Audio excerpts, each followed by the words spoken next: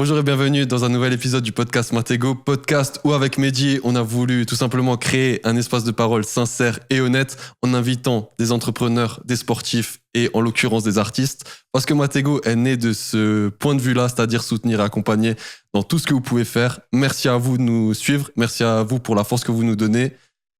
Si vous voulez profiter au mieux du podcast, ouvrez une canette Matego, ce sera encore mieux.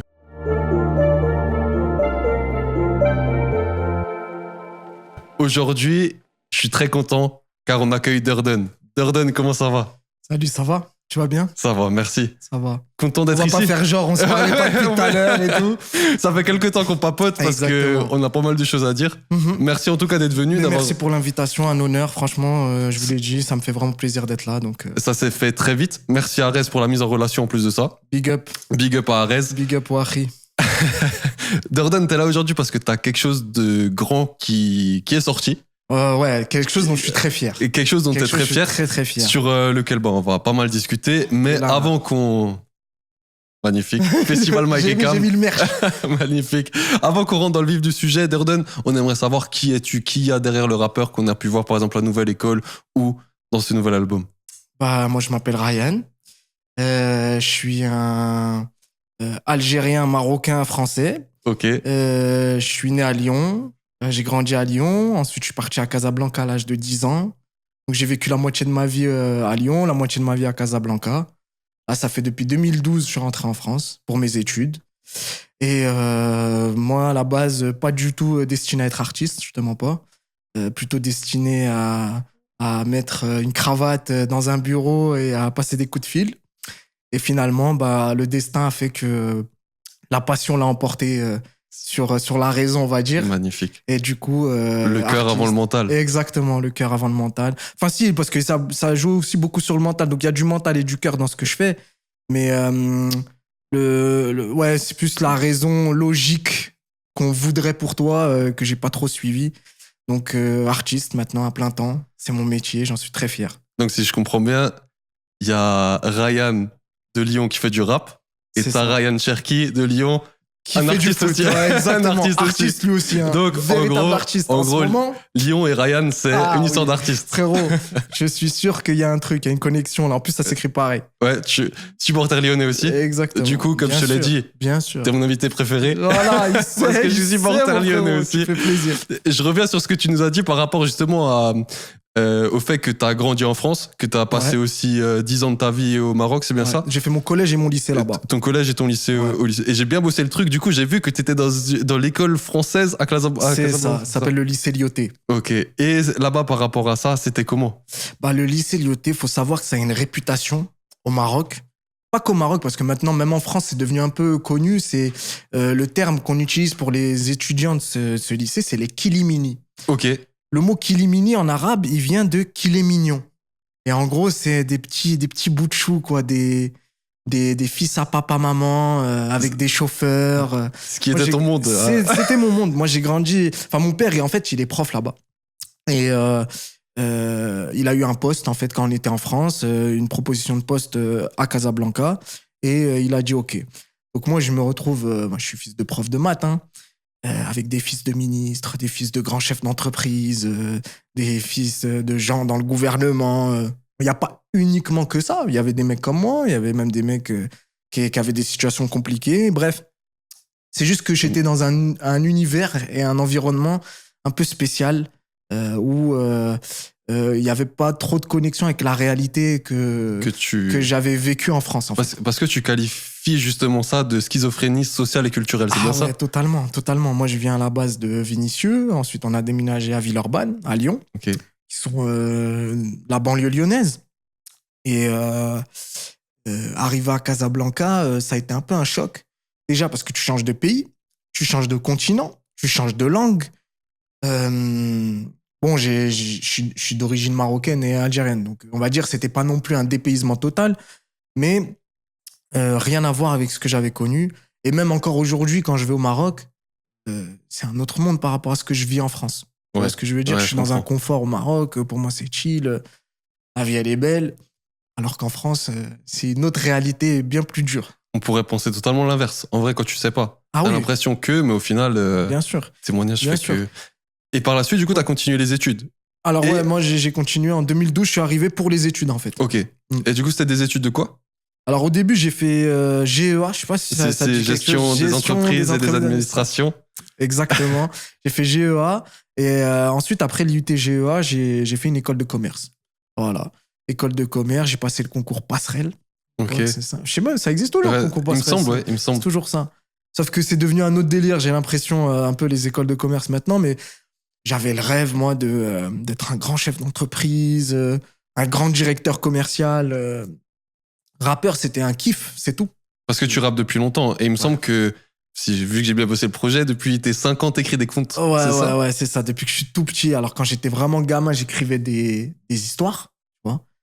Et très tôt, quand même, genre, je dirais vers l'âge de. En CM2, clairement. On a quel âge en CM2? 10 ans à peu près. 10 ans, ouais. En CM2, je commence à être rappeur. Et en 6e, je m'appelle Durden et je rappe. Ok. En 6e, j'avais déjà le blaze. J'ai fait mon premier EP quand j'étais en 5e. Big up à Martin. C'est le frérot avec qui j'ai enregistré Slim and Small, il s'appelait à l'époque. J'ai enregistré mon premier album, Tyler vs Durden, donc en Ok. 5e. C'est en lien avec Fight Club. Exactement. J'ai choisi, en fait, comme tu vois, cette schizophrénie. Ouais. Bon, je spoil un peu le film, désolé les gars, mais tu vois, cette schizophrénie dont je te parlais, je la ressentais à travers le personnage de Tyler Durden, tu vois. Donc cette schizophrénie, elle vient très tôt. Elle vient très tôt. Ouais, quand j'étais au Maroc, tu vois, je venais passer mes étés en France. Et je voyais que c'est pas du tout le même monde. Vraiment pas le. Je vivais pas la même chose, tu vois. Et je préférais la France au début. Ok. Après, j'ai compris que le confort, quand même, c'est cool, tu vois. Le confort, c'est cool, évidemment. Mais franchement, j'avais tout de suite cerné que j'étais pas comme les autres. J'étais pas comme mes potes de France qui connaissaient pas la réalité que je vivais au Maroc et comme mes potes du Maroc qui connaissaient pas la réalité que je vivais en France. Ok. Donc, schizophrène Ouais, dès du coup, la tu jeunesse. te sentais un peu étranger à tout type de situation, je pense. Et complexé par ça. Et complexé, carrément. À l'époque, j'étais complexé par ça. Parce que en France, j'étais un fils de Bourges Mhm. et au Maroc, j'étais un crasseux des banlieues. C'est dire, Ouais. où je me mets, moi, je sais pas, tu vois ce que je veux dire. Et ça, c'était vraiment, tu sais, quand t'es dans l'adolescence, tu veux te construire. Moi, je tournais tout à la rigolade et tout, mais à l'intérieur, je le vivais plutôt mal, tu vois. Ouais, ça, je peux comprendre. Donc, j'écrivais des textes. Je les insultais dans des textes, tu vois. Et tu nous dis Maroc, tu nous dis justement Lyon, etc. Mais pourquoi là, maintenant, Mulhouse? Bah, Mulhouse, c'est une rencontre, frérot, fortuite qui a fait que j'ai un ami, donc big up à lui, Lamine, et surtout, le premier qui m'a vraiment ramené, c'est un pote à moi qui s'appelle Doxa. Lui aussi, il m'a vraiment ramené à Mulhouse via notre poteau Kylian, Free Kill, paix à son âme, qui nous a... Enfin, c'est lui qui m'a montré l'univers artistique de Mulhouse, en fait. Ok. Moi, à la base, je te mens pas, Mulhouse... Mais justement, c'est intéressant de le dire. Sur le papier, ça, si tu me parles de Mulhouse, frérot, j'ai pas envie d'y aller. Et, tu vois. et justement, ton côté où à l'époque tu disais Mulhouse, voilà, j'ai pas envie d'y aller, et maintenant, c'est quoi la différence? Mais en fait, le premier jour où j'y suis allé, comme j'ai pas vraiment visité la ville, je me suis pas baladé, moi je suis allé direct au studio. Ok. C'est-à-dire, le premier jour où je suis arrivé à Mulhouse, c'est studio, direct. À l'époque, c'était Studio One, ça s'appelait. Et en gros, je vais dans ce studio et puis je vois qu'ils sont une équipe. Ils sont allés une dizaine, une quinzaine, tous branchés. Ils font tous du son. Et moi, je suis là en mode... c'est trop fort. Wesh, ils rec gratuitement, les mecs. Eux-mêmes, ils se rec. Eux-mêmes, ils s'enregistrent. Ils s'enregistrent Ouais, eux-mêmes. Ouais. Ils s'enregistrent eux-mêmes. Ils font leur son et tout. Ils font de la musique H24. Ils vivent de ça. Et c'est le paradigme pour moi. Il y a une vraie synergie.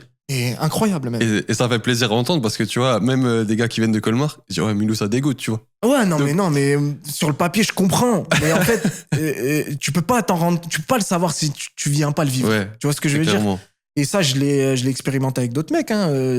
Des potos qui sont venus de Lyon, mon équipe, tu vois. Ils ont compris que... Parce que quand ils me voyaient faire les allers-retours Lyon-Mulhouse, qu'est-ce que tu vas foutre là-bas, tu vois? Ils y sont allés ne serait-ce qu'une journée. Je pense à un en particulier, Rayon.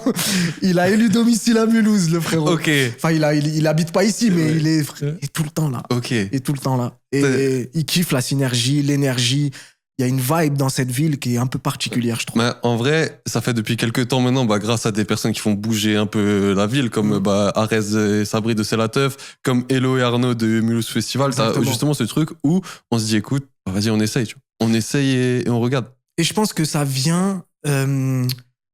peut-être, j'essaie de trouver une explication, mais je l'ai pas en vrai. Ça vient peut-être du truc de on est ceux qu'on néglige, on nous regarde pas, on en a rien à foutre, on n'a rien à perdre, on va le faire. Ouais, tu vois, totalement. et le fait de se lancer dans un truc en se disant j'ai rien à perdre, je te jure que C'est là où tu gagnes c'est une tout. force de ouf. Parce que toi, c'est un peu. T'avais quand même des choses à perdre quand t'as justement arrêté tes études et que t'as voulu te mettre dans le rap. Là, toi, t'avais des choses à perdre. Oui et non.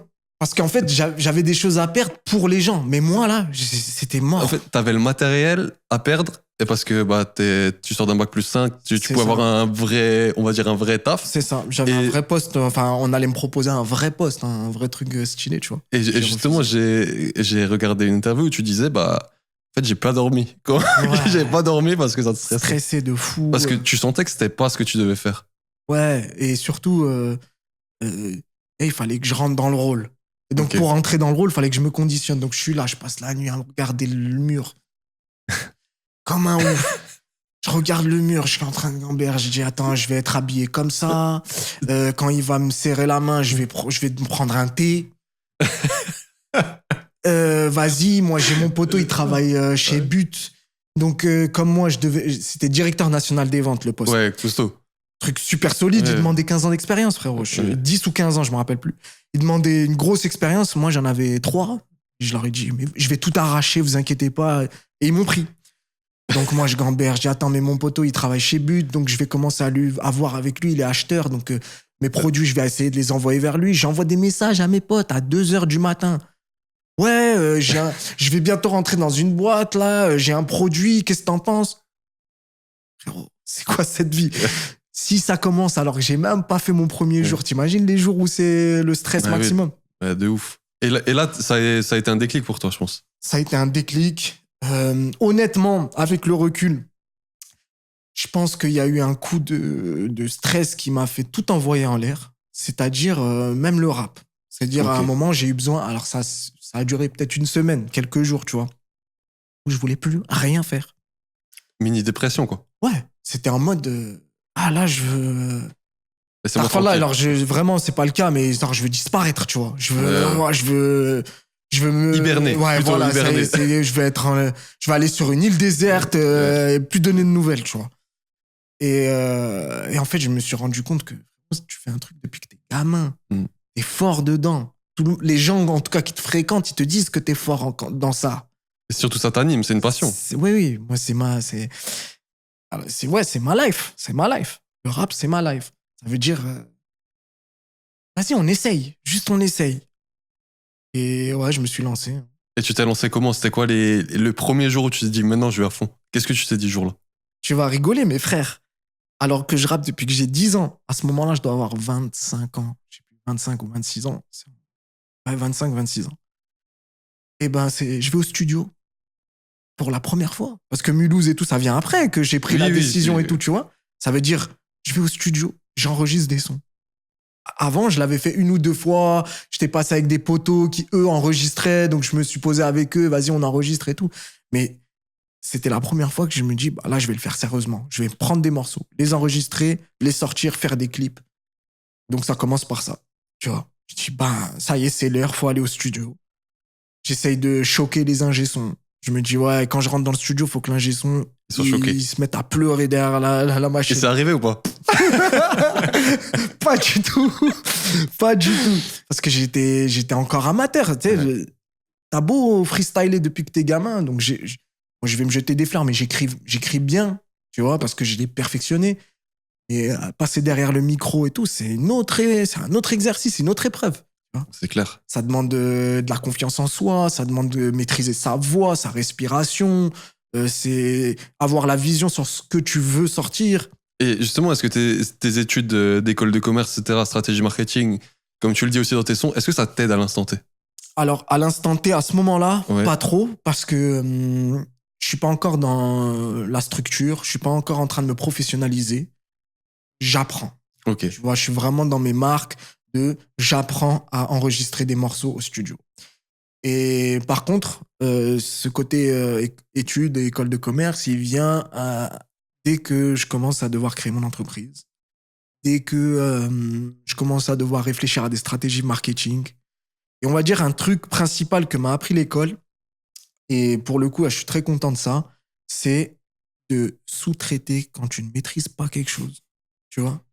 Genre, je vais pas faire la compta. Je suis nul en compta. Pourtant, GEA, normalement, c'est compta. Ouais.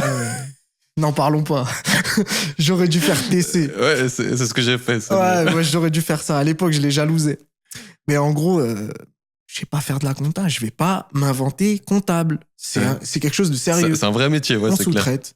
Donc, il faut payer le comptable. Trouve de l'argent pour payer le comptable. Je te donne un exemple. On saute des étapes, mais Arez, qui travaille avec moi, c'est un génie du marketing, le mec. Oui, il est bon. Ça, Il est vraiment trop fort. Je mets un peu mon grain de sel parce que c'est moi. Mais je le laisse gérer. C'est lui le pro. Il faut apprendre aussi à se mettre en retrait parce que tu deviens un chef d'entreprise. Donc, ouais, tu laisses faire ceux qui savent un peu mieux faire que toi. Exactement. Bien sûr, tu gardes ton œil. Le comptable, je parle avec lui. Je lui demande comment on fait ça, qu'est-ce qui se passe, pourquoi il y a ça, etc. Mais je fais pas à sa place. Ouais, je comprends. Et ça a été un truc qui m'a vraiment servi. Encore aujourd'hui, ça me sert. Tu vois. Ok, magnifique. Parce que, en fait, justement, tu dois, quand tu te mets en tant que rappeur à ton compte, justement, tu crées une structure. Micro-entrepreneur ou c'est ça le truc? Ça marche comme ça? Non, alors non, ça dépend. Chacun fait comme il veut. Mais comme moi, je suis accompagné de mon petit frère, on peut pas créer une micro-entreprise. Et on a demandé au comptable. Tu vois? Ok. On n'est pas arrivé en mode. Ouais, c'est vraiment une structure, une société, quoi. Vous êtes en société. On a créé une SAS. Ok, ouais. Voilà, tout simplement, le label, c'est une SAS. On a des parts, tu vois. Là, on va bientôt intégrer des nouvelles personnes dans la SAS.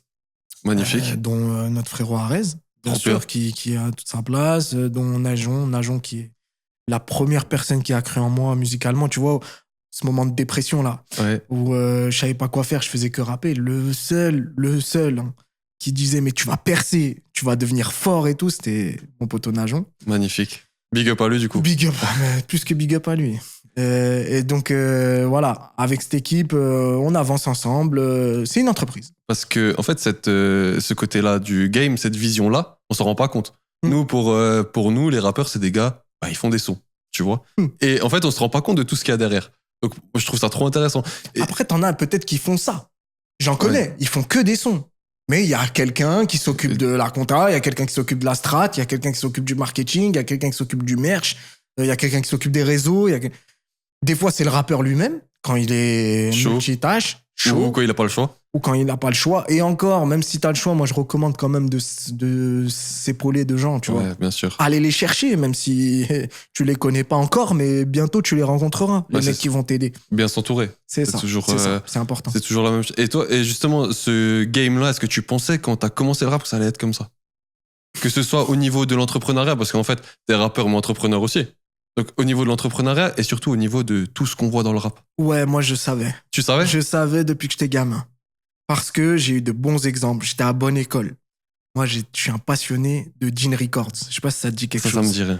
Gin Records, c'est le label de Medine. Ah oui, ok, là, oui. Et je regardais un DVD à l'époque qui s'appelle Le Prix de l'Indépendance.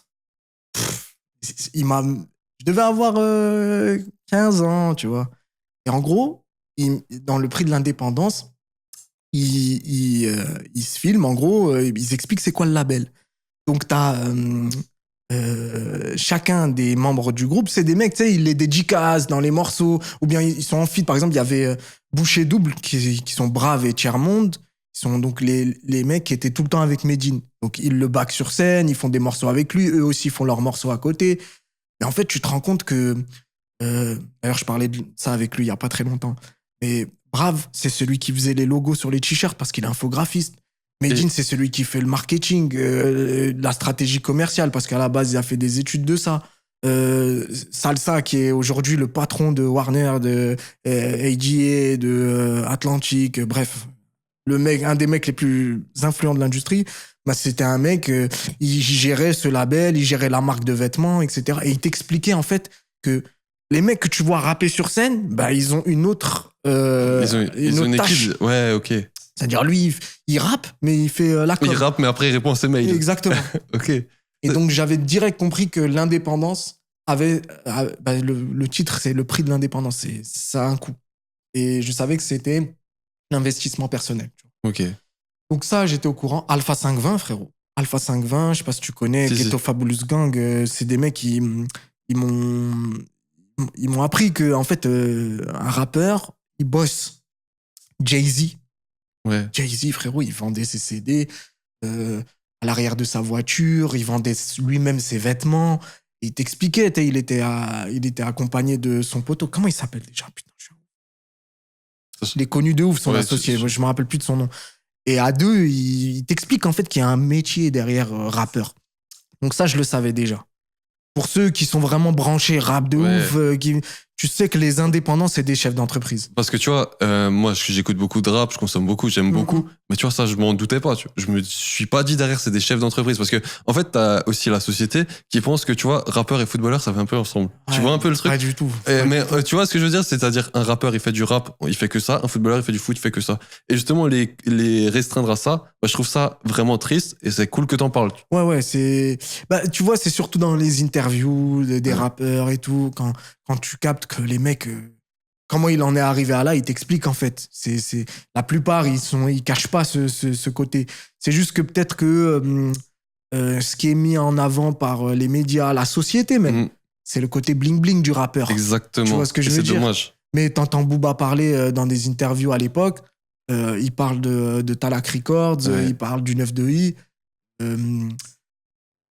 Tu comprends que c'est une entreprise et que le mec, c'est un businessman. Bah là, c'est un businessman là, avec sa marque de sable, de whisky, évidemment. C'est un truc de fou. Et en fait, justement, cette stratégie marketing-là, bah, je pense que ça doit vraiment servir et t'es obligé, en fait, de faire ça. Exactement. En fait, je pense que l'un des piliers de la mentalité rap, et j'ai vu Big Flo en parler il y a pas longtemps, je crois à CKO, en gros, il dit que c'est les rappeurs qui l'ont appris à être businessman. Parce qu'en vrai, il y a plein de rappeurs. Nipsey Hussle, à son âme, il parle que de ça. Hein. Sa DA, c'est ça. C'est le business. Business. Soit ton chef d'entreprise, soit actif pour ta communauté. Et donc, pour moi, c'était quand même évident qu'il fallait se mettre... il fallait se professionnaliser. Parce que justement, tu as eu un avant et un après aussi, avec Nouvelle École. Donc, tu as eu ce avant où, on va dire, je pense que tu rappelles, tu étais conscient de ces choses-là. Mais t'as eu le après, où là, concret. Il fallait le mettre en place. Exactement. Et comment ça s'est fait avec Nouvelle École? Alors, avec Nouvelle École, moi, j'ai été pris un peu de cours. Parce que frérot, c'est un changement de vie. Quand je te dis un changement de vie, ça fait coller, comme on dit chez nous. Ça fait coller, c'est lyonnais, ça. Ça fait coller, ça fait coller, ça fait coller. En gros, je passe de 400 abonnés ou 600 abonnés à 50 000 abonnés en une semaine. Je reçois des messages de tout le monde. Des restas. Gens connus, frère. Ok. Gens du cinéma. Mes rappeurs préférés. Justement, c'est qui tes rappeurs préférés? Mon rappeur préféré, il m'a pas envoyé de message. J'attends mon message. C'est Niro, frère. Moi, Niro, c'est mon rappeur préféré. La mentale, le texte, le fond, la forme, il y a tout pour moi chez Niro. Celui qui incarne le rap français, selon moi, c'est Niro. C'est Niro, Nordine. Magnifique. Je suis vraiment fan de tout ce qu'il fait. Là, récemment, son dernier album, son label Ambition et tout. C'est tout début avec Street Lourd, Paraplégique. Moi, je découvre Niro en 2012 ou 13 peut-être. Et depuis, j'ai pas lâché. Hein. Donc, ouais, l'école Niro, grave. Ok. Et Niro, c'est un mec aussi... Bon, il en parle un peu moins, plus dans ses sons, mais il en parle un peu moins, mais c'est un businessman aussi. Tu vois, c'est un mec qui ne se contente... Enfin, même si c'est pas un mec qui a d'énormes business opulents, dont tout le monde parle, etc. C'est un mec qui est focus sur son travail, sur son label. Il a voulu développer des artistes. Tu vois, à l'époque, c'est Nice, Nino B. Et comme ça dit, tu passes de 600 à 50 000 abonnés. Ouais. Comment tu gères le fait d'avoir été dans l'ombre et du jour au lendemain, t'es à la lumière. Comment tu gères ça? Bah déjà, j'ai de la chance, frérot. J'ai 29 ans au moment où ça arrive. Ok, donc t'as la tête sur les épaules. Ouais, je suis pas un gamin. Parce que j'aurais pu vriller, tu vois. Et qu'on va se parler clair, Ouais, il faut. au niveau des meufs. C'est vrai, les gars. Franchement, parce que t'es sollicité, t'es sursollicité. Et tu peux vriller, pas qu'au niveau des meufs, parce qu'il y a plein d'autres trucs, mais tu peux vite vriller. Tu vois, moi, je reçois des messages. Je suis beau, en fait. Mais en fait, c'est vite du paraître. C'est pas pour les bonnes raisons. C'est pas pour les bonnes raisons. Et même pas que. Tu sais, il y a même des gens qui viennent t'approcher, ils veulent bosser avec toi, ils veulent que tu viennes. Je te donne un exemple. Moi, on m'a invité dans tous les studios de France. C'est très gentil. Merci à tous ceux qui m'ont invité. Et tu sais pas forcément si tout le monde est bienveillant quand il fait ça. Si les personnes veulent gratter. Mais qui veulent gratter, ça c'est normal aussi un petit peu, ça se comprend, c'est du business. On va dire que c'est l'humain tel qu'il est. Donc c'est pas très grave. Par contre, tu sais pas où est-ce qu'il y a les meilleures intentions derrière une invitation et tout. Donc tu dois te prémunir. Mais quand t'es un peu... Je parle pas que des invitations studio, hein, parce qu'encore là ça va, mais tu sais, t'as des invitations en boîte de nuit, t'as des invitations à aller à des soirées bizarres. Enfin pas soirées bizarres, mais à des soirées, tu vois. Ouais. Je sais pas si elles sont bizarres parce que j'y suis pas. Ouais. Donc, mais je me prémunis, tu vois. Y a des gens qui veulent que tu leur envoies des vidéos. Tu deviens. Moi, je me rappelle ce qui m'a choqué vraiment, c'est pendant la parution de Nouvelle École, je me retrouve dans le métro. Je sors du métro. Je croise une voiture avec des meufs dedans.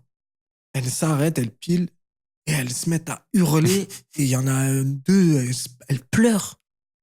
Et tu regardais, c'était pour toi ou c'était comment t'as réagi? Ouais, bordel! Mais frérot, j'étais là en mode. Et en fait, j'ai la chance de comprendre que, en fait, ils sont fans de Nouvelle École. Okay. Ils sont fans de Netflix. Ils sont pas fans de moi. Moi, je suis un personnage dans. T'es un personnage de série, en fait. Exactement, c'est ça. C'est comme si tu croises, je sais pas moi, tu croises. Allez, je vais pas me comparer à une grosse star, mais tu croises Sheldon de Big Bang Theory et tu te mets à chialer à Sheldon, mais il s'appelle pas Sheldon, le boug. Ouais. Tu vois ce que je veux dire? Je vois, c'est un acteur. Un personnage. C'est un personnage. Et moi, j'avais compris vite ça, tu vois. Et je pense que c'est mon âge. Parce que plus jeune, j'aurais été plus immature, je l'aurais pris pour moi. Ouais, tu m'étonnes. Je pense que ma tête, elle aurait vraiment gonflé, que j'aurais commencé à me prendre pour quelqu'un que je suis pas. Et là, donc... pour répondre à ta question, je l'ai plutôt bien géré. C'est très impressionnant. Je pense que tout le monde me l'avait dit. Tu verras, c'est un truc de ouf, ces trucs. Même ce qu'on m'a dit, c'était pas aussi ouf. En fait, t'as été à la lumière du coup à 29 ans ou 27 ans? 29. 29, t'as été à la lumière à 29 ans. Et en fait, c'est un peu une bénédiction que t'as été là à la lumière à cet âge-là. Parce que 10 ans avant, t'aurais peut-être justement, comme t'as dit, t'aurais câblé. J'aurais câblé. Je pense, moi, j'étais immature. Je suis encore immature, mais je l'étais encore plus quand j'étais gamin. Ça veut dire, je pense que j'aurais déraillé total. Enfin, déraillé total. J'ai quand même une éducation qui fait que j'ai été éduqué par des gens qui m'ont donné une noblesse dans ma façon de me comporter avec les autres, etc. Par contre, c'est moi personnellement, je pense que je me serais pris pour le plus grand rappeur français parce que tout le monde me disait que j'étais le plus... Il y a des gens, ils me disaient... T'es le meilleur rappeur de l'histoire du rap. Ils m'envoyaient des messages, des pavés, tu sais, des mecs qui... Ils argumentaient ce qu'ils me racontaient. Synthèse, antithèse. Frérot, je suis là en mode, ah ouais, tu crois? Et là, tu commences à dire, ok, pourquoi non, mais pas. quand t'es flatté, c'est normal que ça te fasse plaisir et que tu gonfles un peu ton ego. Par contre, moi, j'ai eu assez de mental pour me dire, gros, t'es passé dans une émission... Attends que la saison d'après elle passe et tu verras comment ils se comportent les gens avec toi. En gros, le plus dur, c'est maintenant. Non, parce que frérot, c'est super facile de se faire acclamer, kiffer par tout le monde. Je veux dire, de durer dans le temps. Voilà. C'est ça. Ça, j'avais compris direct que c'était un effet de mode. J'ai compris direct que ce que je propose en termes de musique, c'est pas forcément de la musique grand public. C'est pas forcément de la musique que les familles vont écouter dans leur foyer, etc. C'est pour les kiffeurs de rap, c'est pour c'est du rap pur et dur. Donc, j'avais compris que j'étais un effet de mode. Il m'avait vu dans l'émission, donc je sais bien, mais qu'il n'avait pas encore capté ma musique. Il y en a certains, oui, je le comprenais direct, mais la plupart, c'était plus l'effet de mode de l'émission. Donc ça, j'ai su le prendre avec... de manière un peu plus tempérée, tu vois. Et justement, quand t'as des jurys comme SCH, SDM ou encore Aya, c'est quoi ton truc quand tu les vois, tu dis « Ah ok, c'est maintenant, c'est réel, c'est concret ». C'est un peu ça, je pense. Je vais te raconter une anecdote de ouf. Franchement, de ouf. Moi, j'ai jamais vu de star dans ma vie. Ok. J'ai jamais vu de star dans ma vie. Ça veut dire, les seules stars dans ma vie que j'ai vues, c'est à des concerts. Je suis allé à pas mal de concerts. L'été, il y a la scène, c'est pas rencontrer une star. J'avais jamais vu de Resta. La veille de mon tournage, un pote à moi qui s'appelle Alex, big up à lui. Big up. On l'attend aussi. On l'attend ici. Bah Alex, viens, tu vas kiffer. Franchement, je sais même pas s'il s'en rappelle. Enfin, je pense qu'il s'en rappelle.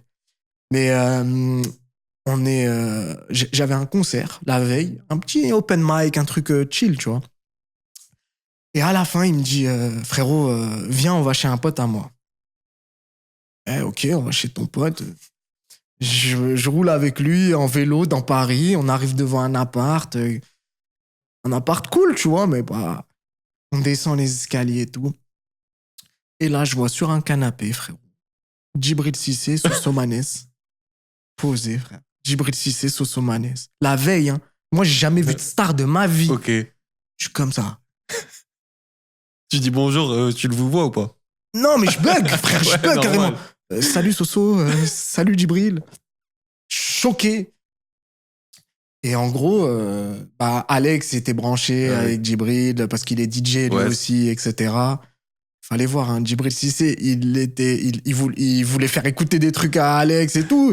Et il lui dit, par exemple, il lui dit un truc. Bon, je sais pas s'il voudra qu'on le dise, ça. Je pense que oui, ça. Je demanderai à Alex, mais ça dérange pas, je pense.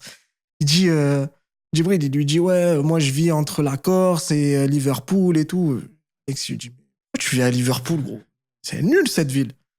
Oh, il a gagné la Ligue des Champions. Il a gagné la Ligue des Champions avec cette équipe. Il savait même pas. Et Alex dit, ah ok. Rien à foutre. J'étais mort de voir Djibril. Il était un peu impressionné. Bah, c'est quand même Djibril Cissé. Normal. Mais il était un peu impressionné par Alex. Alors que, Et Alex, il en avait rien à foutre que lui, c'était Djibril Cissé. C'était un moment magnifique. Et ça, franchement, je te dis la vérité, ça m'a déstressé du lendemain. Ok. Parce que moi, j'étais paniqué. On est resté toute la soirée chez Djibril. Je l'appelle Djibril. Ça. Ouais, genre c'est ton pote. On est resté toute la soirée chez lui. À la fin de la soirée, parce qu'il y a Mokobe qui est passé à l'appart pendant la soirée. Frérot, je te raconte, on dirait c'est une blague, frère. Je te jure que c'est vrai. Et au bout de la soirée, je lui dis, frérot, là, tu me vois normal. Je suis choqué ma race. Je suis avec Djibril Cissé en train de parler, là. Il rigole sur moi et tout. Il dit, t'es un bon et tout, bref. Et en fait, tu sais, ce stress, les mains qui tremblent et tout, je pense que ça m'aurait pas du tout été bénéfique devant SCH et Sofiane Pamar. Ça m'aurait fait bugger vraiment. J'aurais pas donné. Et la veille, frère, je m'étais dit, mais frérot, ok, SCH, c'est cool. J'ai rencontré Djibril Cissé. Djibril Cissé, c'est quelqu'un. C'est quelqu'un. Pour moi, c'est au-dessus de SCH, tu vois. Même s'il a joué dans le mauvais Olympique, mais ça, c'est un autre débat. Ouais, ça, c'est un autre débat, on n'en parle pas. On n'en parle pas. Mais en soi, tu sais, c'est quand même, c'est un truc de ouf. Et donc, ça m'a quand même déstressé. Donc, je suis allé loin, mais pour répondre à ton truc, en gros, moi, j'ai jamais rencontré de Resta. Je rencontre des Restas à la veille du tournage. Ça me descend ma pression. C'est-à-dire, quand je me retrouve devant SCH et Sofiane Pamar, je suis plutôt détendu. Ouais, tu te dis, mon pote, c'est Djibril Cissé. Voilà, qu'est-ce que tu veux? J'ai un pote, il a gagné la Ligue des Champions, je suis tranquille. Il me racontait des anecdotes de ouf, en plus. Tu m'étonnes. Et du coup, vraiment plutôt détente. Ce qui est bien fait, c'est que la prod, elle nous met à l'aise. Il y a beaucoup d'attentes, ce qui fait que t'es un peu fatigué, limite. Et il faut savoir, par contre, un truc, c'est que moi, je rencontre plus important pour moi que SCH, SDM, Aya. Je rencontre Proof de Gene Records, frère. Ok. Et genre, lui, c'est parce que c'est le directeur artistique de l'émission. C'est lui qui, avec son équipe de beatmakers, c'est lui qui nous passe les prods, qui nous dit, voilà, l'épreuve, ça va être ça, etc. Donc, prépare tes prods et tout. Et moi, frérot, Proof de Gene Records. Et tu prends SCH, AIA, SDM réunis, Proof, c'est Proof. plus important, frère, pour moi. Je lui ai envoyé des messages sur Facebook, je lui ai dit.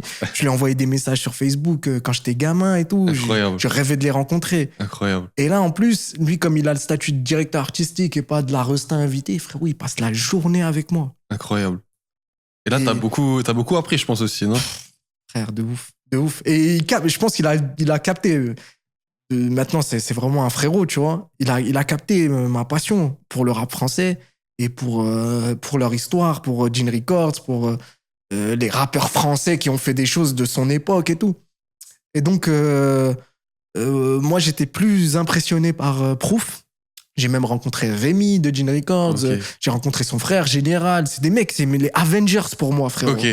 Je vois Captain America, là. Alors tu vois ce que je veux dire? pour tout le monde, en gros, ce serait SCH, SDM et toi qui es vraiment dans le truc depuis... Puis j'ai 30 ans, frérot. Ouais, tu sais, je en vois. vrai, c'est impressionnant parce que, frère, ils dégagent une aura, hein, ces gens-là. Ouais. Pour de vrai. Hein. Mais il y a mes stars d'enfance, frérot, à côté. Tu vois, Ouais, je capte. tu vois ce que je veux dire? C'est comme si, je sais pas, toi, t'as été fan toute ta vie De Lacazette. de Lacazette, voilà, tu on vois. en revient. Et t'as à côté de toi De Bruyne, etc. Lamal, tu vois. Ouais. Lamal. Bon, Moi, je vais chez Lacazette quand même. tu vois, c'est ça. Tu Ouais, je vas être en comprends. mode, ouais, Je comprends cool, le mais mood. Lacazette, c'est quelqu'un pour toi. Tu vois ce que je veux Exactement, dire? je comprends. Donc, c'était vraiment en mode le Durden justement, du collège qui regardait justement les... Tu dis, ok. Là, et je pense Ouais. que là, ça a été justement... Tu t'es dit, maintenant, c'est plus mes rêves, mais c'est mes objectifs, c'est ça? Voilà, ça c'est big up à Ben PLG. Je l'ai pris dans son son avec Limsa, dans le son avec Limsa Dolné qui dit ça. Et depuis, c'est ma phrase. C'est plus des rêves, c'est des objectifs. Et ça, c'est. Je souhaite à tout le monde d'en Magnifique. arriver là. Parce- Tu vois, t'en parlais aussi avec Matego, frérot, Ouais. vous en êtes arrivé là et félicitations à vous. Ça fait plaisir. C'est un truc, c'est un sentiment d'autosatisfaction. Bon, ça, c'est un peu égoïste de dire ça, mais d'autosatisfaction qui est énorme, tu vois. Ouais. C'est des trucs, je les ai rêvés en mode, ouais, mais jamais ça m'arrivera. Et là, c'est vraiment la réalité de ce que je vis, tu vois. Parce que comme on a parlé avant, moi, je t'ai pas connu sur Nouvelle École. Mhm. Je t'ai connu via un Planète Rap avec Medine, parce que c'est un de mes rappeurs je me préférés. cache là. C'est un de mes rappeurs préférés aussi, Silla et Furax Barbarossa. Ouais. Et tu m'as dit comme quoi il y a eu un avant et un après ce Planète Rap là. Ouais. Alors, et attends, il y avait aussi Et Aketo et Tunisiano. Oui, et il y avait aussi Youssef Swats, non? Il y avait, Ouais. moi, en fait, c'est Youssef Swats. Moi, je suis invité par Youssef Swats, ça va au Planète Rap. C'est son Planète Rap. Il a invité les rappeurs qu'il admire. Et les rappeurs qu'il admire, Youssef, à 98%, c'est les rappeurs que j'admire moi. Parce qu'il faut savoir, Youssef et moi, notre kiff, c'est le rap français. C'est vraiment notre passion. Ça veut dire, dès qu'on parle ensemble, c'est pour parler de rap, tu vois. Et il m'a fait ce cadeau. Franchement, je lui serais reconnaissant à vie. Vraiment à vie. Il m'a fait ce cadeau de m'inviter parce qu'il y avait la partie Nouvelle École, une émission juste avec tous les candidats et tout. Et il m'a dit, viens quand même quand il y aura les rappeurs français. Magnifique. J'ai pas osé chialer dans le studio, mais frérot, c'était à deux doigts. C'était un truc de ouf. Et en fait, pour te raconter l'histoire, à ce moment-là, je suis avec Arez en plus, dans le studio. Je me dis, ouais, je vais brûler le micro. Là, je vais rapper devant Medine et je vais le choquer. Je vais rapper devant Tunisan, je vais le choquer. Silla, Furax, Aketo, je vais les choquer. Youssef, il dit, au début du Planet Rap, il dit, bon les gars, j'ai préparé des prods, y a ça, y a ça, y a ça, qui prend quoi? Moi, je prends ce que tu veux, Youssef. Ouais, ok. Je fais le beau. Vas-y, tu prends cette prod. Ok, vas-y. Je me mets à rapper, frérot. Arez, il m'a dit, frérot, je voulais me barrer du studio. On était mal à l'aise, frère. Moi, je commençais à bugger, j'essayais de me rattraper. Il y avait Souffrance aussi, je suis un ouf. Il y avait Souf, frère. Un mec, pour qui j'ai énormément de cœur et un découpeur de prod. Juste avant moi, il tue ça. Après, c'est à moi. Gênant. Tous les rappeurs, ils étaient là, c'était pas non plus, j'exagère un peu parce que c'est moi comment je l'ai vécu, mais anecdotique. Allez, next. Ouais. Ok, il a rappé, allez, prochaine prod. Alors que moi, c'était mon moment. Ouais, mais... Et pourquoi j'ai raté ce moment? Ça m'a servi de leçon. Ça m'a changé. Ça a été un game changer dans ma mentalité, dans mon mindset, vraiment, vraiment. C'est depuis 1 an que Nouvelle École est passée. qu'est-ce que t'as fait? Eh ben, moi, ce que j'ai fait, c'est répondre à des DM, des stories, faire des sons au studio et me prendre pour le rap. Parce que tout le monde, quand il me croise dans la rue, le rap, on peut faire une photo? Oh, le rap, le rap. Sauf que tu faisais des stories, plus de rap. Comment j'en suis arrivé à ce qu'on m'appelle le rap? Bah, à me tuer tous les jours, que ce soit dans ma salle de bain, dans ma voiture, sur mon parking, à rapper, à écrire des textes tous les jours, sans cesse. C'est ça qui a fait de moi le mec que t'as vu à Nouvelle École qui a tapé dans l'œil des gens. Eh ben, j'étais plus ce mec. Moi, j'étais devenu un mec, Zama, j'étais arrivé. Alors que j'avais pas 1 euro déjà, première chose.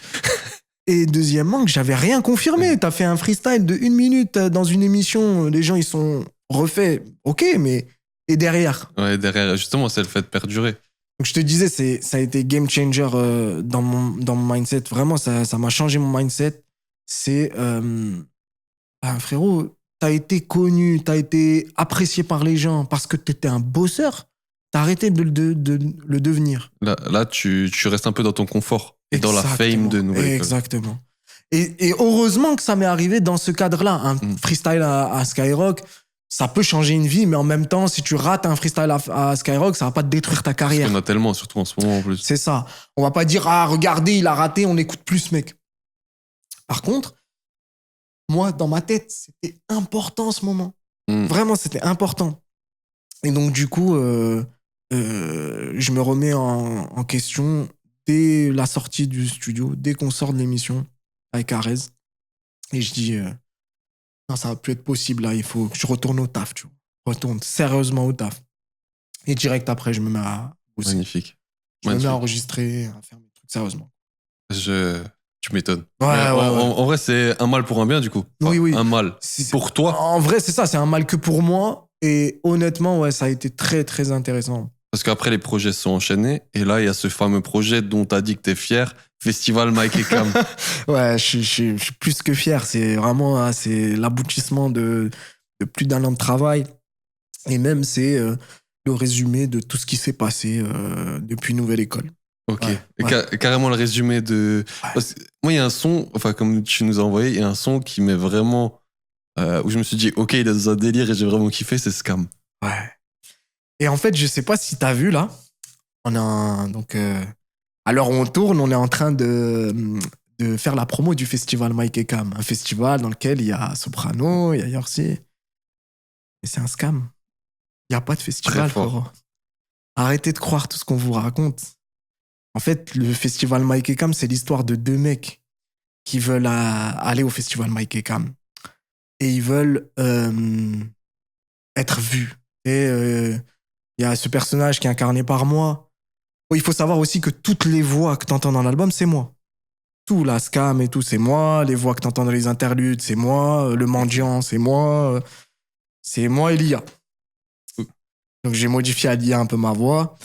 Ceux qui sont forts reconnaîtront peut-être la voix de Rick et Morty dans Scam et la voix de Tupac dans le personnage qui m'accompagne, tu vois, mon poteau. Et en gros, ces 2 mecs qui veulent aller au festival Mike et Cam pour percer, pour être vus, donc les Cam, pour être entendus, les Mike. Tu vois? Et une fois arrivés au festival Mike et Cam, donc à la conclusion de l'album, ils se rendent compte qu'en fait, c'est éclaté le festival Mike et Cam. C'est que des gens pétés qui racontent leur vie, ils sont dans leur microcosme un peu naze, et qu'en gros, en fait, on était mieux quand on était nous-mêmes, tu vois. Pourquoi on est allé chercher la fame au festival Mike et Cam? Et donc, on a organisé un festival de fame. Les gens, ils sont hypés. Si tu verrais les DM que je reçois. Je peux avoir des accrèdes. Putain, il y a moyen, je rappe, il y a moyen de trucs. Je reçois des milliers de messages, frérot. En mode festival Mike et Cam, c'est trop lourd. Il y a Soprano. Et quand je sortais mes sons, là, il y a 3 semaines, vous étiez où? Vous savez, vous regardez les mics, les caméras, et c'est dommage, mais c'est le monde dans lequel on vit. C'est fort de ouf. C'est ça. Donc là, j'ai envie de mettre les gens face à chose que je fais moi, parce que je fais le mec, mais moi aussi je fais ça, tu vois. Évidemment. On cherche les mics, on cherche les cams. Les paillettes. On cherche les paillettes quand on regarde un truc. Ah ouais, c'est lourd quand on est sur les réseaux, tu vois que ce qui Et on n'est plus amateur de la substance. Donc là, on va scammer un peu les gens pour les réveiller, quoi. Leur dire, wesh, il n'y a pas de festival. Donc, en gros, moi, espèce d'imbécile, je suis venu, je veux voir Soprano. Toi, tu me racontes ta live sur ton album tout naze. Allez. Mais c'est ça. Fallait pas y croire, les gars. Méfiez-vous de ce que vous regardez sur les réseaux. Mais trop fort. Ouais. Trop fort. Il y a un petit côté un peu préventif. Et depuis, justement, t'étais dans quel mood à partir du moment où tu as dit je sors cet album, est-ce que c'était justement cette idée-là tout de suite? Non. La seule idée, le seul morceau que j'ai fait concept, au début, c'est Scam. Ok. Qui était pas du tout sur cette prod, mais c'était ça l'idée. C'était un mec qui scam. J'en parlais à Ouzbad. J'étais en séminaire à la campagne vers Besançon. J'appelle Ouzbad au téléphone, je lui dis j'ai envie de faire un morceau sur tous les mecs qui m'ont fait miroiter plein de choses. Parce que moi j'en ai eu, hein, la sortie de Nouvelle École. Ouais, je vais te brancher avec un tel, mais tu avec vas Drake, voir. avec Drake. Je suis branché avec Drake, des mecs de chez Dior. Les mecs de chez Dior, on m'en a déjà parlé. Ouais, t'inquiète, on va te brancher, des mecs de Dior, des trucs. Ah ouais, tu veux faire un truc, ouais, ça va être lourd, nanana. Pour rien derrière, tu vois. Pour rien. Et je voulais faire un morceau pour parler de ça. Et le morceau, je l'ai trouvé tellement fort. Je me suis dit, attends, déjà, c'est conceptuel de ouf de faire un morceau en feat avec moi-même. C'est quand même pas mal, tu vois, dans l'histoire. Il y a Laylo qui le fait dans son album Mr. Anderson. Justement, je pense que c'était aussi une de tes inspirations. Pas du tout. Ah ouais? Vraiment, tu vas pas y croire, mais... Quand j'ai écouté l'album, je me suis dit en mode, il nous met vraiment dans un mood. Et ben, en fait, alors, est-ce que Laylo et moi, on a peut-être eu les mêmes inspi, mais je te jure, et ça, c'est difficile à croire. Et c'est donc Léo, mon ingé, qui me fait écouter... Il y a Trinity ou... Est-ce que c'est dans Trinity ou dans l'histoire de Mr. Anderson? Je sais plus. Il y a un morceau, en tout cas, où il joue le rôle d'une adolescente de 15 ans, ensuite le rôle du père, ensuite le rôle... Il joue plein de rôles. Ouais. Et je me dis, mais ouais, c'est Mike et Cam, ça? Il me dit, bah ouais, frérot, je croyais que tu connaissais quand tu l'as fait. Je te jure que je connaissais pas. Non, mais c'est dingue, en vrai. Ouais. Il y a un morceau qui m'a servi d'inspiration, c'est un morceau de DMX qui s'appelle Damien. Il est en 3 parties. Et en gros, Damien, c'est DMX qui marche dans la rue et il croise un cat. Il l'appelle comme ça. C'est en gros un petit voyou, un petit qui le chauffe. Et le mec, il va le chauffer tellement qu'il va devenir célèbre grâce à lui et ensuite, il va lui dire de tuer quelqu'un. Et en fait, à la fin, il s'aperçoit que c'est un genoun. Ok. C'est sombre de ouf, tu vois, l'histoire. Mais je te jure, c'est Damien de DMX qui m'a influencé sur le changement de voix et tout. Incroyable. Tu vois. Mais en vrai, ouais, c'est parce que moi, j'écoute plutôt du rap français et j'avais écouté à l'époque justement l'album de Laylo et je me suis dit, quand j'ai écouté le tien, en fait, c'est pas du style t'as fait ce qu'il a fait, c'est plutôt tu nous emmènes dans ton monde. Ouais. Et c'est comme ça que je l'ai ressenti. Ouais, bah j'ai voulu le faire. Alors, je suis content que tu l'aies ressenti comme ça. Mais pour le coup, bah, c'est ça qui est incroyable avec l'art, c'est que on a peut-être les mêmes inspi, mais au final, je te jure que c'était pas coordonné. Ouais, non, mais j'y crois à 100%, t'inquiète. C'est comme le logo de l'album de Esprit Noir qui s'appelle La Cour des Miracles. Dis-toi que le mec qui a fait le logo, donc Mike Ekam, celui-là, il l'a dessiné à la main. Il connaît pas Esprit Noir. Je te jure, tu iras regarder, bah, il y a une inspi. Okay. Tu peux te dire, ça ressemble à un cours des miracles de Esprit Noir. On s'en est rendu compte là en envoyant, tu sais, on a fait des cachets qu'on a envoyés aux médias et tout. Et je regarde et un pote à moi, il me dit, ouais, tu t'es inspiré d'Esprit Noir. Comment ça?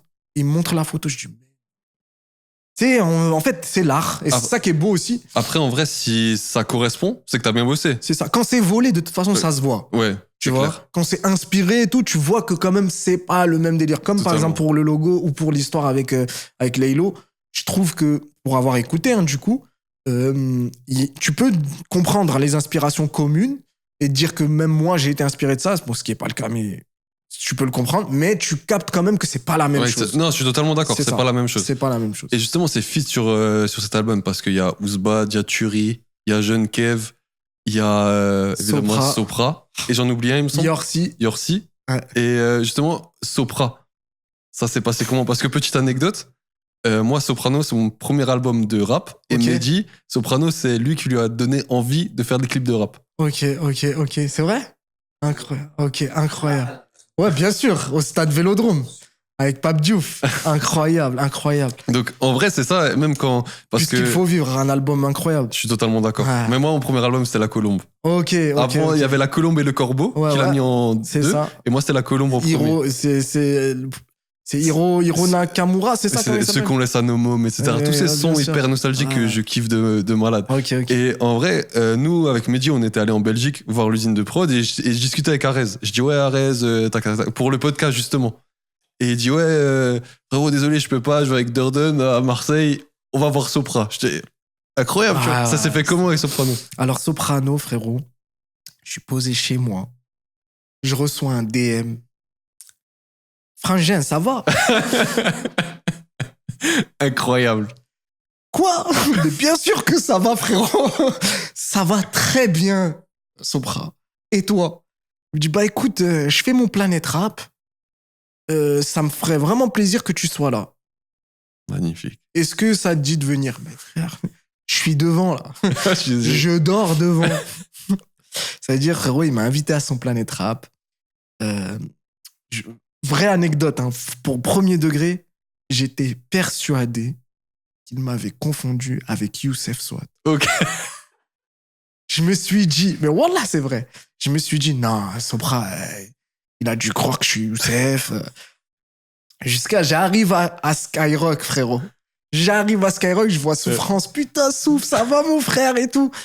Et je me dis, là, devant Souffrance, il va me confondre et tout. Devant mon poteau et tout, il va me confondre. Oh là. Moi, j'étais résigné. Et je me suis dit, bah, de toute façon, il peut pas me virer, même s'il m'a confondu, il va me dire rap, tu vois. Et il vient me voir et il dit, oh, Souffrance, Durden, ça va? Comment Durden, wesh? Incroyable, t'es sérieux? Et frérot, il me dit, mais non, j'ai écouté même son freestyle là, avec son poteau et les deux autres là, cagoulés et tout. Et le truc avec Narcisse et César. Mais comment tu connais ça en plus? J'ai écouté Travail Argentness. Incroyable. J'ai failli pleurer, wallah, devant lui. Tu m'étonnes. J'ai dit quoi? J'en suis arrivé à que Sopra il connaît mon travail. Ça y est, je peux arrêter là. Tu vois? Parce que tu l'as dit justement dans l'interlude avant le feat avec Sopra, t'as dit je veux devenir une légende comme Saïd des Petits Cats. Ça, c'est un couplet que j'ai écrit il y a très longtemps. Hein. Ok. Ouais, je l'ai dit à Sopra là pendant qu'on tournait.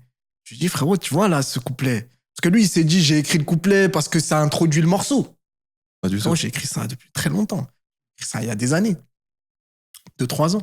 Incroyable.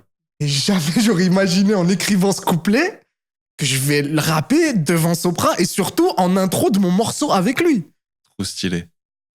Parce que Incroyable. Soprano, tu vois, c'est vraiment... Justement, je me suis dit incroyable parce que c'est une légende, comme t'as dit. Ouais. Et en vrai, son virage artistique où il fait un peu moins de rap, je peux le comprendre. Moi, Mais j'adore. qu'est-ce que je suis deg. Je suis deg. Ah Je ouais, suis toi, deg. t'es deg? Je suis deg de Ah non, fou. moi, j'adore. Parce que, en fait, je trouve qu'il a vraiment quelque chose de différent que les autres. Et moi, Ah ouais. j'aime vraiment trop quand il rappe. Ouais, Vraiment ouais. trop. Bah, si t'écoutes là dans Freedom, c'est deux derniers. Enfin, c'est un album, je crois, qui est en 2 parties. Et surtout le 2, il rappe de ouf. Hein. Magnifique. Il rappe de ouf. Il a même un morceau avec Limsa Dolnay qui est Parce c'est qu'il dingue. avait fait aussi RDK, Hachim. il avait fait des apparitions dans justement le Très Organisé. Ouais. Et quand il rappelait, je me suis dit, Ouais, bah frère. Quel Sopra, c'est plaisir. exceptionnel. C'est quel exceptionnel. plaisir. Et le mec humain de ouf. Enfin, Ouais. je sais pas comment dire. Mais ça se ressent dans ses sons. Accessible. Tu parles avec lui, t'as l'impression que tu parles avec ton poteau. Ça se ressent dans ses sons, en fait, parce que je pense, en tant qu'artiste, enfin, tu me dis si je me trompe ou pas, Mhm. mais c'est aussi ta vibe que tu veux dégager. Et si tu dégages pas ta vibe et tu te mets sur une autre truc qui n'est pas la tienne, eh ben, tu perdures pas dans le temps. Bah, je pense que, tu vois, tu parlais de son revirement artistique et tout. Je pense sincèrement qu'il l'a fait. Je pourrais pas répondre à sa place sur la vérité, mais je pense qu'il l'a fait sincèrement. Il s'est pas dit, ah, c'est ça la douille pour prendre de l'oseille. Tu vois? Ouais. Je pense qu'il s'est dit, à un moment ou à un autre, bon, le rap, il ressemble plus trop à ce que j'aime et ce que je suis, moi, à mon âge, à mon statut, à mon niveau. Je me vois plus trop rapper le malheur. Alors, est-ce que Ouais, je revire pas vers la joie de vivre, vers le bonheur, etc. Et je pense que c'est la raison de son succès. Parce que Sopra, à l'époque, c'était vraiment la mélancolie. Écoutez Sopra, tu partais en dépression, frérot. Ouais, Tu réfléchissais sur ta vie, t'étais comme ça, comme une bouteille à la mer. Je t'aime à la haine. Ouais, oh là là, c'est des morceaux, tu pleures, frérot. C'est- Ton cœur, il est déchiré, tu vois ce que je veux c'est dire? vraiment trop fort. Mais c'est mélancolique anonyme, c'est frérot. Moi, je suis un vrai fan si je suis fan du rap français, je suis obligé d'être un fan de Soprano. Tu vois. Un des sons que je préfère de Soprano, c'est Parle-moi. Parle-moi, où il parle Pas- à son fils. Ouais, pas sur justement, parce qu'il a, il a 2 fois Parle-moi, mais Parle-moi, le son qui date. Parle-moi de toi. Je sais plus, Exactement. Alors, Je vais pas rapper parce que je sais ouais, pas mais rapper. j'ai un C'est vague exactement souvenir, ça. ça me dit quelque chose, mais c'est pas. Moi, c'est les morceaux de l'album Plus qu'il faut vivre. Alors peut-être Parle-moi, il est dans Plus qu'il faut vivre, hein, c'est possible. Franchement, je pourrais plus te dire. Je pourrais Ouais, plus te ouais. dire. Mais ouais, frère Sopra, légende française, tout simplement. Je suis On parle d'accord. même pas de musique. Je suis d'accord. J'en parlais. Le morceau, je l'ai envoyé à mon daron. Mon daron, faut savoir qu'il s'en fout royalement du rap. Pas branché rap. Père, il écoute de la variété française. Et des morceaux rebeux. Et je lui envoie le morceau. Et il me dit, pas mal. Franchement, c'est bien ce morceau. Pour une fois que c'est pas vulgaire et tout. En plus, là, ton pote là, qui rappe, je l'avais déjà entendu avec toi chanter et tout. Il est bon, hein. Papa, c'est pas mon pote. C'est Soprano. C'est Soprano. Il était choqué. T'as fait une chanson avec Soprano? Ouais, papa, j'ai fait un morceau avec Sopra. Là, la fierté. Je suis refait. Ah, il s'en fout encore, hein, tu vois. C'est pas non plus. Ouais. Tu sais, il y a plus. Bon, mon père, c'est quelqu'un de plus terre à terre, très bien accomplir des trucs et des kiffs, mais bon, il y a la vie, tu vois, à côté. Mais il est en mode, ah ouais, mon fils, c'est pas un fou. Ah, ça fait plaisir, je pense. Ouais, quand je l'entendais hurler sous la douche et que je tapais à la porte pour lui dire de se taire, bah, peut-être que ça a servi à quelque chose finalement, tu vois. Et ça, je suis très fier et très content de lui avoir montré, quoi. Et justement, à travers cet album, qu'est-ce que tu veux que les gens y ressentent à la première fois qu'ils l'écoutent? C'est quoi? Une très bonne question. Qu'est-ce que je Parce que tu l'as fait avec le cœur, comme tu l'as dit. Ah, moi, je l'ai fait avec mon âme. Tu vois, je l'ai fait avec tout mon cœur, toute mon âme. Un peu le cerveau, parce qu'évidemment, il fallait réfléchir à scam, etc. Mais c'est quoi? T'as envie que les gens, justement, quand tu vas dire que c'est un scam, t'as envie que les gens, ils ressentent quoi à ce moment-là? Ah, excellente question. Parce qu'en fait, je suis partagé entre deux réactions que je préchote, entre guillemets. C'est les gens qui vont dire, mais il se prend pour qui? J'en ai rien à faire de son scam. Mais tout ce blablabla pour son album pété, là. Mais bouge de là. Donc je pense qu'il y a des gens qui vont réagir comme ça et d'autres qui vont se dire, ah, le bâtard. C'est vrai que finalement, je suis un peu comme ça. C'est vrai qu'un peu, je m'intéresse que à ce qui brille. Tu vois? Premier degré, moi justement je voyais ta com, Festival Mike et Cam, etc. De fil en aiguille, tu m'as envoyé le projet et je me suis dit, ok, fort. Genre Ok. en mode fort, il nous emmène dans un truc fort. Ouais, ça Et là, en m'intéresse plus- de savoir ce que t'as En ressenti. plus, la DA du style, t'as tout enlevé sur Insta, t'as juste laissé, Ouais, j'ai laissé ça, ouais. t'as laissé les invités, etc. Je me dis, ok, là il emmène tout le monde dans quelque chose. Et Mhm. surtout que j'ai regardé au niveau des commentaires, des trucs, les gars ils sont engagés de malade. Les gens, ils y croient. Frérot, on a plus de 2000 inscriptions là en 24 heures. J'ai pas regardé au bout de 48 heures. En 24 heures, on a plus de 2000 inscriptions. Déjà, je suis en mode, ah, les bâtards, j'aurais pu remplir une cigale, là.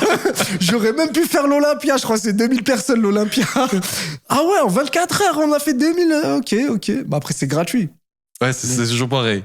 C'est normal. Mais en gros, alors, ouais, j'espère que les gens, en fait, j'espère que ça va être clivant et que ça va créer le débat sur qu'est-ce qui est devenu un peu le rap. Et j'aimerais vraiment, sincèrement, qu'on reconnaisse mon album comme un album à. C'est une prise de position de dire ça, mais un album à message. Ça devient chiant aujourd'hui de dire ça. Je fais du rap et il y a des messages derrière. C'est ringard. C'était il y a 10 ans qu'il fallait envoyer des messages. Justement, moi, Même 20 ans. j'aimerais ta position sur le rap actuel, c'est-à-dire le rap qu'on consomme très rapidement, par exemple les influenceurs, enfin TikTok, etc. Tu sais, tu fais du rap pour TikTok pour passer en trend et le vrai rap, tu vois. Moi, celui-là qui me parle plus, par exemple, moi, j'ai arrêté de suivre les nouveaux artistes. Ok. Parce qu'au bout d'un moment, c'est toujours la même chose. Et tu le dis dans un son aussi, tu le dis, ils méprisent la culture avec leur mélo pas cher. Leur flow à 2 sesterces. Ouais, c'est ça, exact. Ouais. Et en fait, je me dis, moi, j'ai arrêté justement de suivre tout ça parce que c'est au final toujours la même chose. Tu vas parler de choses. Voilà, enfin, je grandis aussi et je sais plus quel rappeur avait dit ça, mais à partir de 25 ans, t'écoutes ce que t'as écouté quand t'étais au lycée, tu vois. Ouais. Et t'as du mal à te renouveler. C'est Et en vrai. partie à cause de ça. Et ton album, justement, Premier Degré, j'ai kiffé de malade. Merci, tu régales, ça me fait vraiment plaisir. Bah, alors, moi, ce que j'en pense aujourd'hui de la scène actuelle, j'ai l'impression, et c'est pas grave, parce que j'espère que la tendance va s'inverser, mais qu'aujourd'hui, on fait de la musique pour les oreilles. Alors que moi, j'ai écouté une musique qui se faisait pour le cœur. Tu vois, je fais le poète un peu, mais C'est vrai. Tu vois, moi, même si c'est ghetto de ouf, Salif, je sais pas si tu connais un peu Salif. Ouais. Salif, c'est ghetto de ouf. Bah, Salif, je te jure, il parle au cœur. T'écoutes Salif, t'as l'impression que t'as des problèmes avec ta mif, que tu vas aller en prison, que tu sors de trucs, que t'es dans des affaires de fou, mais t'en es pas fier. Je sais pas comment te dire. T'es pas en mode gras. Cette fois-là, j'ai imité des rappeurs. Mais c'est un peu ça. T'es pas en mode rafale dans ta grand-mère. Tu vois, c'est des trucs, excusez-moi pour le terme, mais tu vois, t'es pas en mode... t'es plus en mode, ah ouais, la street, c'est dur. Alors que tu viens peut-être pas forcément de la street, mais ça, parce qu'il y a un message. Ouais. Et même si le message, par exemple, Alpha 520, le message, il est violent de ouf, de ouf. Et il est violent de malade, le message. Sauf que derrière, il y a l'indépendance, c'est dur. La vie en France, c'est dur. Être un blédard, c'est dur. Et en fait, aujourd'hui, ben, je trouve que cette substance-là, elle a été retirée de beaucoup, beaucoup d'artistes. Et que y a des phrases qui sont un peu des patterns qui se retrouvent chez quasiment tous les nouveaux artistes. Comme tu disais, t'as l'impression d'écouter un peu tout le temps le même. C'est ça, c'est le même. En fait, t'as l'impression que c'est un peu fait chat GPT, tac, tac, tac. Et en fait, ça m'attriste un peu parce que, bah, en fait, tu ressens pas le mood de l'artiste derrière. Mais je sais pas s'il faut en vouloir aux artistes parce que je constate la même chose dans le cinéma. Ok. J'ai l'impression que les films, frère, c'est que des remakes de films des années 90 mal faits. Tu vois, je sais pas toi, mais genre, je te donne un exemple. Dune. À l'époque, enfin, Dune, c'est le nouveau Star Wars, je trouve. Peut-être je me trompe. Honnêtement, t'es pas branché en cinématographie, je suis trop nul. Genre, moi, parle-moi de H. Ouais, ok. Mais... Bah, tout simplement, ouais. Regarde.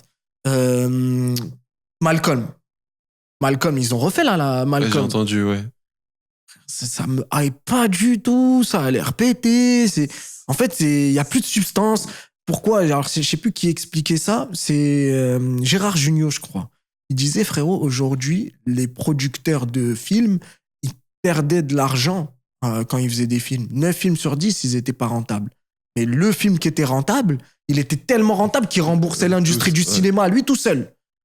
Et aujourd'hui, comme il y a personne qui prend des risques, eh ben, on a que des trucs moyens, mid. Et je pense que c'est la même chose pour la musique. Les maisons de disques, elles prennent pas de risques. Elles ne signent pas des artistes où on sait pas si ça va marcher. Il faut savoir que les maisons de disques de nos jours, elles signent les artistes quand ils ont déjà pété. Alors qu'avant, la maison de disques, elle venait te chercher par terre et elle te montait en haut de l'affiche. Et surtout que, bah justement, dans le rap que toi tu prônes un peu plus, où je me retrouve plus à travers le message, même le fait de kicker, tu vois, j'ai l'impression que ça existe moins et que la nouvelle, on va dire, génération est beaucoup moins à l'ère de tout ça. Par exemple, moi, je regarde avec mes étudiants, tu vois, ils me parlent de nouveaux rappeurs. Je ne connais aucun. Mais aucun, alors que je suis branché quand même. Ok, ok. Après, moi, je suis très fan de Booba. Ça se trouve, tu crois que t'es branché, plus du tout. Ouais, mais après, moi, tu vois, juste quand je vais leur dire, par exemple, on parle arabe, je dis le nouvel album de Silla et Furax Barbarossa, mon album préféré l'an dernier, tu vois. Ok. Mais eux, ils connaissent pas. Ils connaissent pas. Bah oui. Dis-toi qu'ils étaient en concert à Besançon pour trouver quelqu'un qui vienne avec moi. Laisse tomber, personne connaissait. Et je me dis, tu vois, c'est. Alors que Silla et Furax, sur scène, c'est incroyable, c'est des bêtes de scène. Mais en fait, le truc, c'est quoi? Je pense qu'on met ça sur la musique, mais en fait, faut pas se battre contre l'époque. Non, très clairement. On vit une époque où mais il y a qu'à voir là ce qui se passe dans tous les domaines, tu vois. C'est la star de demain, la semaine prochaine, elle n'existe plus. La hype de cette semaine, c'est pas la hype de avant-hier. Rien que maintenant, pendant 3 jours, tu vas parler de guerre, par exemple. Ouais. Et le 4e jour, tu vas parler d'un chat qui fait une pirouette parce que c'est ça la traîne. Exactement. On est dans South Park, frérot. On est dans South Park. Et nous, c'est ce qu'on a voulu faire, tu vois. Pas une consommation, par exemple, avec Matego, tu vois, où on parle vraiment avec des artistes, avec peu importe, où justement, on essaye de les soutenir les personnes avec justement des vraies valeurs. Bah, on fait une trend où on est en train de danser. C'est tout ça à peut votre être- honneur. Mais les gars, c'est pas hype. Ouais, c'est Ah ça. oui, c'est pas hype. Mais c'est pas grave. On cherche pas ça. Exactement. Et je pense qu'à la fin, c'est cette mentale qui gagne. En fait, Parce que c'est ça qui perdure. tu bâtis sur du dur, tu bâtis pas sur du sable. Exactement. Alors peut-être que sur du sable, ça va plus vite parce qu'il y a toute la main d'œuvre. Les mecs, ils ont ramené 50 000 personnes. Mais tu toi, tombes. petit à petit, sur du dur, tu le fais avec des fondations solides. Et je pense clairement qu'il y a parler aux oreilles et parler au cœur des gens. Exactement. Il y en a qui arrivent à faire les deux. Tu vois, je sais pas, moi, je te donne un artiste comme Drake. Drake, il arrive à te faire danser, mais il a des messages, il a un mindset, il a une mentalité, il a un truc qui élève un peu le débat. Peut-être que c'est pas non plus le plus, tu vois, le plus intellectuel. Par contre, je te jure que vraiment, il y a un mindset derrière la vision de la vie de Drake, tu vois. Mais sur le mindset, je te rejoins totalement. Et justement, il y a un artiste qui est assez controversé qui, pour moi, est le meilleur rappeur français, tu vois, c'est Booba aussi par rapport justement au totalement, message qu'il frère. dit. Parce que, évidemment, il y a des messages où ce sera, bah voilà, pur rap en mode, voilà, rien d'intelligent, mais t'as des messages où c'est trop fort. C'est ça. Et c'est aussi le fait de. En fait, il sait s'adapter à son époque. Enfin, tu me dis si je me trompe, hein, c'est toi le boss, pas moi. Il s'adapte à son époque tout en restant fidèle à certaines de ses valeurs qui ont fait que ce soit Booba aujourd'hui. Totalement. Moi, je prends pour exemple pour dire que Booba, il est resté rappeur conscient. Parce que c'est devenu une insulte de dire rappeur conscient. Pour moi, c'est un honneur Je suis d'accord. d'être un rappeur conscient. Donc Booba, il est resté rappeur conscient, par exemple, via la série des G. Tu vois, 4G, 3G, 5G, 6G. En vrai, le message derrière 6G, là, il est super critique sur la société actuelle, etc. Il a plein de morceaux très récents dans Ultra qui sont critiques sur la société. Même le single de chez Vita. Ouais, totalement. Et je trouve ça trop fort parce qu'en fait, il a justement les mélos de l'époque en ayant un message de ouf derrière. C'est ça. Et malheureusement, les autres artistes n'ont pas... Enfin, les autres artistes, non, parce que c'est pas le seul à le faire. Mais les jeunes artistes que tout le monde met un peu en valeur de nos jours, etc. La plupart, pas tous évidemment, mais la plupart. Ouais, la plupart, ils sont rentrés dans une stratégie de ceux qui sont mis en valeur. Hein, parce que, attention, le rap français, frérot, je te donne un exemple là, qui me vient en tête comme ça. Myro, c'est un rappeur récent, jeune crack. C'est des mecs, ils ont des messages hein, quand ils rappent. J'ai des gens, justement, une étudiante m'a parlé de Myro. Myro, c'est trop fort, frère. C'est trop, trop fort. Et il y a du message derrière. Et en gros, de nos jours, si tu veux être vu, tu veux être sous les mics, les cams, eh ben, frérot, il faut que tu sois soit trash, soit dans le buzz et les strass. C'est ça. Et il y a un truc que j'ai aimé par rapport à tout ton parcours que j'ai pu écouter aussi, c'est que tu as dit, il y a Dieu derrière tout ça. Ouais, ben, je suis un croyant. Moi, je suis quelqu'un qui se rapporte beaucoup à Dieu, même si y en a beaucoup qui diraient il fait de la musique, etc. Moi, je pense pas que ça m'interdit d'être croyant. Je pense que derrière chaque action que tu fais dans ta vie, bah, y a un grand décisionnaire au-dessus qui savait déjà ce que tu allais faire, qui savait déjà comment tu allais te comporter. Et il faut avancer tout en ayant de l'espérance. Et en même temps, tout est déjà entre ses mains. Donc, te laisser aller tout en faisant les causes pour y arriver. Et je parle dans n'importe quel projet que ce soit. Hein. Même si tu décides de maigrir. Je parle de n'importe quoi. Hein. Vraiment, tu veux déménager, tu veux construire une entreprise, tu veux faire des boissons qui sont délicieuses. Premier degré. Ça fait plaisir. Mais je te rejoins là-dessus justement parce que tu vois, sans la foi, on n'aurait pas fait tout ça. Et nous justement, c'est aussi un message de paix qu'on va faire passer à travers ça, qu'on peut être croyant, cool, faire les choses comme il faut, et voilà, ne pas être non plus, tu vois, à côté. Exactement. La croyance, la foi, elle n'est pas réservée à des mecs qui en parlent toute la journée. Exactement. Elle n'est pas réservée aux mecs qui ont l'apparence du mec de foi. Et surtout, il faut avancer. Enfin, c'est des trucs qui sont en toi. Ça veut dire, si toi, J'ai pas de leçon à donner à qui que ce soit, mais en tout cas, je parle de ce que je ressens au quotidien. Si toi, t'as le sentiment que c'est ton chemin, et que bien sûr, tu sais que ça plaît à ton créateur, tu vois, fais-le. Avance, fais ton chemin. T'as une certaine boussole, on va dire une certaine boussole divine à l'intérieur qui exactement, fait que exact. Et peut-être que ce chemin, c'est le chemin qui va t'égarer pour te ramener dans le meilleur des chemins. Tu sais pas. Mais en tout cas, se laisser aller et croire en le chemin que Dieu t'a destiné, quoi. Croire en Dieu et croire en soi. Exactement, exactement. D'abord croire en Dieu, ensuite croire en soi. Je suis totalement d'accord avec toi. Est-ce que t'aurais, justement, on parle justement de croire en soi, etc. Est-ce que là, on sait qu'il y a beaucoup de personnes qui veulent aller dans la musique, de personnes qui veulent rapper. Est-ce que toi, maintenant, quel message t'aurais aimé qu'on te dise au Durden quand justement t'as commencé à rapper dans ta voiture et à commencer à faire les freestyles et à te dire, ok, j'y vais? Franchement, et je te jure, tu sais quoi? Premier degré, ce truc, j'ai toujours cru que c'était un peu du foutage de gueule et j'ai rêvé un jour de me retrouver face à un micro et de dire ça. Tu vois, les mecs qui disent dans des vidéos de motivation un peu nazes, crois en toi.